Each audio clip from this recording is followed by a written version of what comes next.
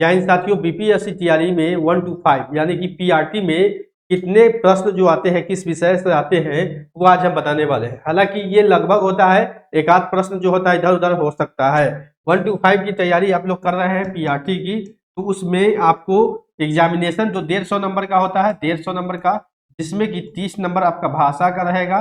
भाषा में आपका हिंदी और इंग्लिश दोनों रहेगा, और 120 नंबर का जो रहेगा वो जीएस, और जीएस सेक्शन में 120 नंबर का जो प्रश्न आएगा वो क्या क्या आएगा वो आपको बताएंगे, और कितने नंबर का आएगा, मतलब कितने नंबर का आएगा वो बताएंगे। ठीक है, तो 30 नंबर का जो भाषा का होता है, जिसमें कि 22 नंबर का हिंदी होगा और 8 नंबर का इंग्लिश होगा, जिसमें कि पासिंग मार्क्स आपका 9 नंबर है, यानी कि इसमें 9 नंबर कम से कम मिनिमम लाना है 30%।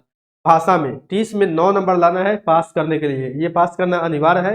अगर 30 में 8 नंबर भी आता है तो आप फेल कर दीजिए। ठीक है, उसके बाद समझे कि 120 का जो एग्जामिनेशन होगा उसमें किस सब्जेक्ट से कितने प्रश्न रहते हैं अनुमानित कर सकते हैं। लगभग 16 है तो 15 भी आ सकता है, कभी कभी 16 या 17 भी आ सकता है। तो यहाँ पर आप देखेंगे गणित, गणित में मैथ में पीआरटी में 16 सवाल आते हैं, 16 क्वेश्चन, और प्रत्येक क्वेश्चन के 1 नंबर। ठीक है, तो 16 प्रश्न आते हैं, और पीआरटी में देखा गया है कि एडवांस मैथ बहुत कम पूछे जाते हैं। हालांकि क्षेत्रमिति के सवाल अब एक आध आपको देखने को मिलेगा, जिसमें कि अब खासकर नंबर सिस्टम हो, एचसीएफ एलसीएम से सवाल रहेगा, परसेंटेज से सवाल रहेगा, ये सारा जो है सवाल इसमें 16 नंबर आएगा। ठीक है, रीजनिंग का सवाल भी आपको 16 नंबर का पूछा जाएगा, यानी 16 प्रश्न रहेंगे रीजनिंग से। साइंस में आपको देखेंगे 22 क्वेश्चन रहेगा, साइंस में 22 क्वेश्चन, जिसमें कि फिजिक्स रहेगा, फिजिक्स, केमिस्ट्री और बायोलॉजी को मिलाकर यानी कि तीनों को मिलाकर जो सवाल आपका 22 प्रश्न पूछा जाएगा। लगभग एक आध प्रश्न हमने पहले बोला है कि इधर उधर हो सकता है, जिसमें कि आपका फिजिक्स और बायोलॉजी का क्वेश्चन ज्यादा रहता है, फिजिक्स और बायोलॉजी का। केमिस्ट्री का क्वेश्चन रहता है लेकिन इसके मुकाबले कम रहता है। वही बात बोले तो इतिहास यानी कि हिस्ट्री को सवाल जो लेकर है वो 17 प्रश्न रहेंगे, जो कि इसमें 1 to 5 में खासकर आप देखेंगे तो 1857 से लेकर, यानी 1857 से लेकर 1947 तक भी आप अगर पढ़ लेते हैं, यानी 1857 क्रांति और जो राष्ट्रीय आंदोलन है 1 2 3 तीनों पढ़ लेते हैं, उसके बाद कांग्रेस के बाद वाला पढ़ लेते हैं, तो आपका लगभग लगभग प्रश्न जो है इस इतिहास के सेक्टर में आपका कंप्लीट होने वाला है। ठीक है, तो इसमें जो पीआरटी में सवाल जो लेवल रहता है 1857 की क्रांति से लेके 1947 तक के बीच का ही सवाल इसमें देखा गया। भूगोल का प्रश्न मेनली जो भूगोल कहेंगे तो भूगोल का प्रश्न 13 रहता है, लेकिन इसमें पर्यावरण मिला देंगे तो ये 24-25 चला जाता है। कुछ क्वेश्चन ईवीएस के भी रहते हैं, अगर मेनली जो भूगोल के सवाल बोलेंगे वो 13 रहता है, और दोनों पर्यावरण को मिलाएंगे तो 25 होगा, क्योंकि प्रश्न 25 गिनते हैं लेकिन उसमें पर्यावरण का भी प्रश्न रहता है।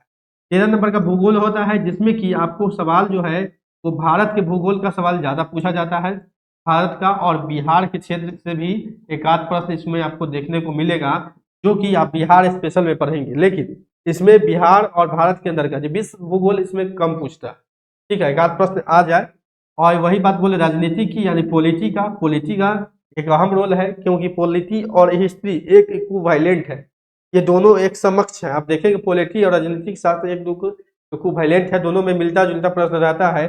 पॉलिटी में आप थोड़ा एक्ट पढ़ लेंगे, यानी कि अनुच्छेद से सवाल आपको पूछा जा सकता है, किस अनुच्छेद में कौन सा लागू हुआ, राजनीतिक से संबंधित सारा कुछ पूछा जा सकता है। उसके बाद आपको बता दें कि पर्यावरण ईवीएस में आपको बता दें कि जलवायु से संबंधित, और भारत के अंदर भारत और इसमें बिहार, हमने पहले ही बोला है कि इसमें विश्व से रिलेटेड सवाल आपको बहुत कम पूछे जाएंगे। पर्यावरण में आपको फसल से संबंधित प्रश्न ज्यादा पूछे जाएंगे, फसल बिहार के फसल से, भारत के फसल से, ये सारा कुछ प्रश्न जो है वो पूछा जाएगा। उसके बाद करेंट अफेयर की बात बोले 16 प्रश्न रहते हैं, कभी कभी परीक्षा में देखा गया है तो 12-13 भी आ जाता है। ठीक है, लेकिन करेंट अफेयर में जो होता है मिनिमम जो होता है वो 1 साल पहले तक का प्रश्न पूछा जाता है। ठीक है, 1 साल पहले तक का प्रश्न पूछा जाता है, लेकिन छात्र जो है 1 साल तो पहले पूछा जाता है, 6 महीना का पढ़ते, लेकिन 1 साल तक पढ़े। हाँ, इसमें करेंट अफेयर में ये चीज जान रहे, आपका जो मई में एग्जाम, मतलब कि अब एग्जामिनेशन तो सितंबर में प्रस्तावित है, सितंबर में एग्जामिनेशन है, तो ऐसा नहीं है कि जुलाई तक का प्रश्न पूछेगा।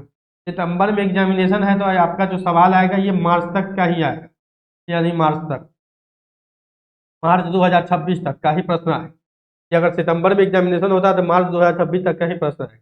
ऐसा नहीं है कि 8 महीने पहले तक का प्रश्न था। इतना नजदीक का भी प्रश्न इसमें आपको नहीं देखने को मिलेगा। जब आवेदन शुरू हो जाए तब आप मान लीजिए कि उसी डेट तक का ही प्रश्न आपको करेंट अफेयर में पूछा जाएगा, उससे आगे का नहीं पूछा जाएगा। अगर आवेदन अगर मार्च में आपका शुरू हो गया तो समझ जाइए कि मार्च तक का करेंट अफेयर पढ़ना है पिछले 1 सालों तक। यानी कि 120 प्रश्न होंगे, 120 नंबर के होंगे इसमें, और इसी विषय से इतने क्वेश्चन आएंगे। 30 नंबर की भाषा के, 22 हिंदी, 8 इंग्लिश, इसमें 9 नंबर लाना कंपलसरी है। 120 नंबर में आपका जो नंबर आएगा वो कट ऑफ स्कोर होगा, क्योंकि इसमें पासिंग मार्क्स तो है लेकिन आपको कट ऑफ के अंदर आना होगा, क्योंकि सीटों के हिसाब से कट ऑफ बनता है। पीआरटी की बात करें, अगर अभी 3 बीपीएससी हुआ है, टीआरई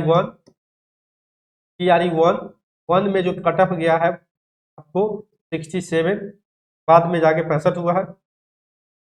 टीआरई 2 में जो कट ऑफ गया है वो आपको देखेंगे तो 89, लेकिन इसमें जो है सीटों की संख्या कम थी। टीआरई 3 में कहेंगे कट ऑफ गया है 81। आप देखेंगे टीआरई 3 में भी 9,94 सीट था, अब इसमें भी यही सीट है, तो लगभग यहाँ पर आप देखेंगे तो कट ऑफ जो है टीआरई 4 में भी आपको हम कह सकते हैं, टीआरई 4 में भी कट ऑफ जो है वो 85 प्लस ही रहेगा। यूआर का 85 प्लस ही कट ऑफ देखेंगे, 85 से कम होने का कोई भी उम्मीद नहीं है।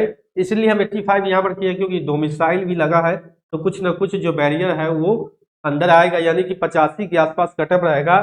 85 प्लस ही रहेगा, माइनस में नहीं जाने वाला यूआर के लिए। तो जो यूआर के अभ्यर्थी है जो कोई भी आरक्षण नहीं लेते हैं, अगर उनका सेफ स्कोर माना जाएगा तो 85 प्लस, यानी कि कम से कम 85, लेकिन मान के चले अगर 90 से अधिक नंबर है तो आप सब 100% है। 85 प्लस है तो थोड़ा आप रिजल्ट का इंतजार कर सकते, लेकिन 85 से कम में कोई उपाय नहीं है। आरक्षण कैटेगरी के छात्र देखना होगा सीटों की संख्या कितनी आती है, आरक्षण कैटेगरी में छात्र कितने रहते हैं उस हिसाब से। हालांकि आरक्षण में 5 नंबर 7 नंबर का अंतर रहता है। ओबीसी ईडब्ल्यूएस का लगभग बराबर रहता है कट ऑफ, ईबीसी का कम रहता है, उसके बाद एससी एसटी का भी कम रहता है, लगभग पासिंग मार्क्स ही रहता है एससी एसटी का। ईबीसी ओबीसी से ईबीसी का जो है 7-8 नंबर कम रहता है। अगर 85 जाता है तो ओबीसी का कट ऑफ आपको कम से कम इसमें 77, 78 या 80 के आसपास भी रहेगा, तो ओबीसी के लिए भी टफ होगा इस बार एग्जामिनेशन। ओबीसी जो छात्र होंगे उनके लिए भी 80 नंबर लाना होगा, क्योंकि इस एग्जामिनेशन में छात्र की संख्या अधिक है और रिक्ति कम है, कहीं ना कहीं कंपटीशन जो है वो टफ होगा ही होगा। साथियों, बिहार शिक्षक बहाली से जुड़ा हुआ पल पल की अपडेट के लिए मेरे चैनल के साथ बने रहें। चैनल को